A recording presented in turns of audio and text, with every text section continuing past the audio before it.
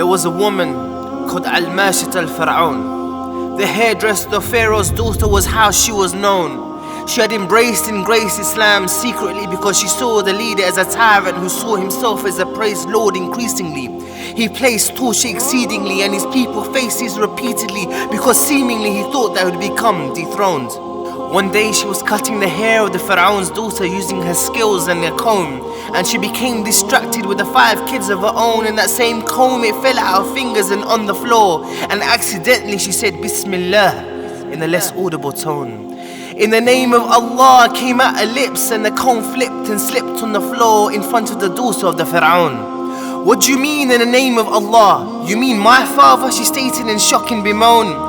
No, Maashitah stated, Allah is the Lord of your father and you. She persuaded, so elated that the princess felt anger and hatred. She left towards the palaces and home. And she complained to her merciless father with disapproval. She thinks there's another God apart from you. What is her refusal? The hairdresser and her family was summoned in presence of the Pharaoh's approval. Don't worry, I'll make sure that after I have dealt with her, her thought patterns will remain neutral.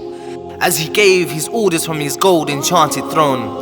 And Maashitah stood in front of her oppressors, a woman so brave, and the pharaoh asked her, O slave, who is Allah? Without delay, her heart removed any doubt and her iman was conveyed as she spoke clearly from her mouth, and she started to say, Allah Rabbi wa Rabbuk. Allah is my Lord and your Lord, was the affirmative she gave. And the pharaoh became infuriated, furious with raving, and initiated that she is tortured in the most discriminative of ways that he could possibly condone. And she was stripped, whipped with heavy chains, and blood dripped and slipped from her bloody veins. Who is your Lord? Allah Rabbi wa Rabbuk. Her faith had her equipped for what she worshipped. Nothing could break her, not even the king of Egypt and everything he owned and contained. And the Pharaoh couldn't stand that this woman was being disloyal, and he ordered his advisors to bring a cauldron of hot burning oil, and it turned red. Burning hot, it started to bubble and boil as golden molten heat intertwined, and trouble started to coil. And she could feel the steam scheme as it was primed to crumble her belief and toil with a mind that she saw the Pharaoh as a Lord alone. Who is your Lord? The Pharaoh enraged and cried, Allah Rabbi wa Rabbuk, was her same reply. And one of her children was gripped and lifted high and dropped in that heaving cauldron in front of her eyes. His flesh slits into blitz. He screams in front of his mother as he's dipped and fried. The pain penetrates and disintegrates his skin, his bones, from his head to his hips, and that child dies. The Pharaoh looks at Maashitah in hope that she would give in and comply. And what was her reply as the son was dropped in and thrown? Allah Rabbi wa Rabbuk. The Pharaoh can't believe that she still denies, and the second child is lifted, dropped again in front of her eyes. She remains in amazement, still courageous and patient, as she's witnessed the second child die. As in the fiery pit, he's flung into and flown. Allah Rabbi wa Rabbuk is what she still replies. And then the third child falls into demise. Allah Rabbi wa Rabbuk is what she still defies. And the fourth child is taken toward the cauldron with thrust, and again he withers and combusts into fine dust made out of skin, ash, hair and bone.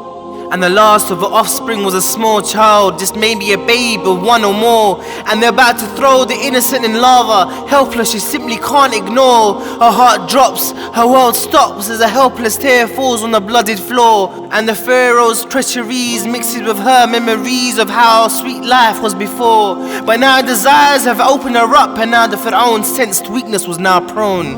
And a surrender formed shape on the tip of her tongue. Everything she had been ripped up and flung. She says to herself, now I'm done, I've lost everything I've had, I simply can't lose my last young. As she's about to bow down to the Pharaoh. And suddenly, to everyone's surprise, the Lord of the 7 heavens and skies makes that same young child speak, and he replies, Isbiri ya ummi, Isbiri ya ummi. Have patience, O mother, have patience, O mother. Verily you are on the truth. Allah had promised you with the gardens of paradise. Allah Rabbi wa Rabbuk. And the Pharaoh went hysterical, and he witnessed this miracle, and he threw the last born, and it too had died. This is what Maashitah cried. O slave, why do you cry? I cry because I feel you deny my last request. And the Firawn replied, I am the Pharaoh, nothing I cannot do. He proudly stressed, after you burnt me and my family, I want you to gather whatever remains of us thankfully and bury us in one grave, she expressed. So as our bodies rest mutilated and we're spreaded collective, and the trumpet is blown and we are resurrected. So when I enter Jannah, to my Lord I'm ascended. I want to enter with my family together so splendid. This is all I asked for. Now take my life you think you own. And the Firawn smirks. So now tell me, who is your Lord? Allah Rabbi wa Rabbuk was the last words before in the cauldron she is thrown.